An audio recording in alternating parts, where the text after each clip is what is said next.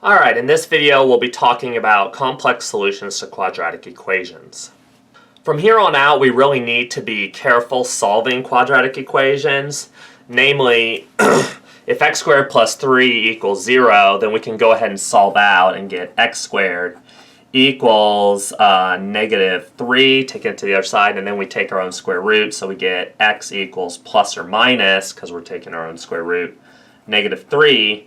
But then we recognize that that's really x equals plus or minus square root of 3 times negative 1, which means we can break that up and distribute the square root across to get x equals plus or minus square root of 3 times I. So we actually do get two complex solutions. Namely, when a is a positive real number, the principal square root of negative a is defined as the square root of a of the positive number a times just I. Well, knowing this, we now can play around a little bit with these complex numbers. And so what we have here is this, using our principal root definition, we have that this is really square root 3i times square root of 12i, sorry. Square root of 12i. Okay. Sorry, the I is not under there anymore, right? The I is on the outside, so note that.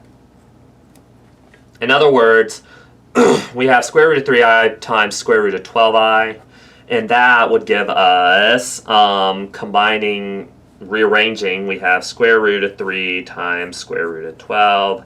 We could put these two together, and here we have times I squared. Putting those together, we get square root of 36 times negative 1.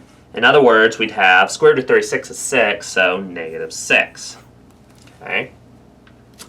On the other hand, if we want to subtract these two, we can. First, we have square root 48 times I minus square root 27 times I, using our definition.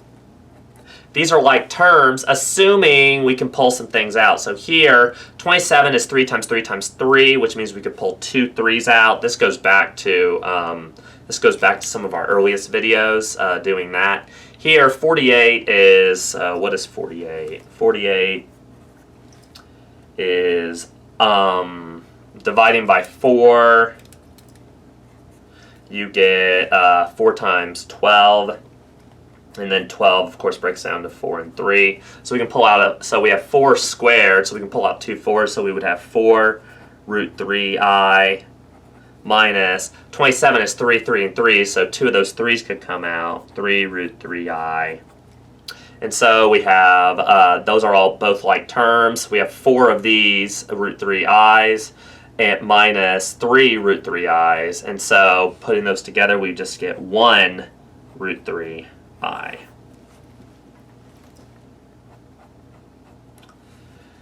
Here we have negative 1 plus square root. So here, again, we're going to expand. Doing so, we have negative 1 plus square root 3 times I times itself.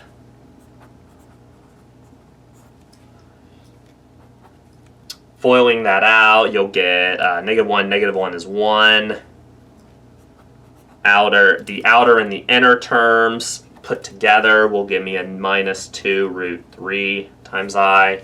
And then the last terms put together, the 3's will cancel, so you'll get plus 3 times I squared. Of course, I squared is negative 1, so 1 minus 3. So negative 2 minus 2 root 3i. Like so. So let's have you work an example of the first type. Go ahead and write the square root of negative 14 times the square root of negative 2 in standard form. On the count of 3, I'll reveal the solution. 1, 2, 3. So here we write both of those in standard form. combine the square root parts, combine the i's and I squared. I squared is -1. Here we have a 2 because 28 is 2 times 14, which is 2 times 7. So we got 2's that can come out as one of them. And then the I squared again gives me -1. Something to be warned with, and you can do some interesting things with this if you don't know this, and it'll confuse you. With I involved, the square root of AB does not equal the square root of A times the square root of B.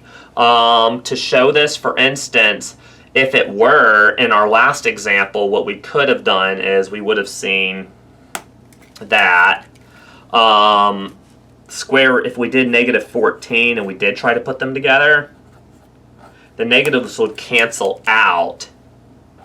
And basically what would happen is you get square root of 28, which is positive 2 root 7.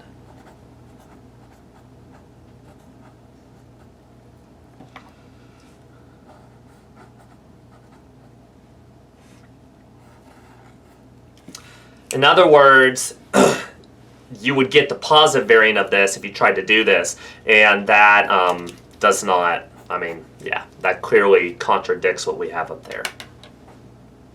Getting back to our main point, let's go ahead and try solving a quadratic, including its any complex solutions that may occur, and then we'll go ahead and have you try an example as well. So first, here, let's go ahead and just use the quadratic formula. It's easier to see.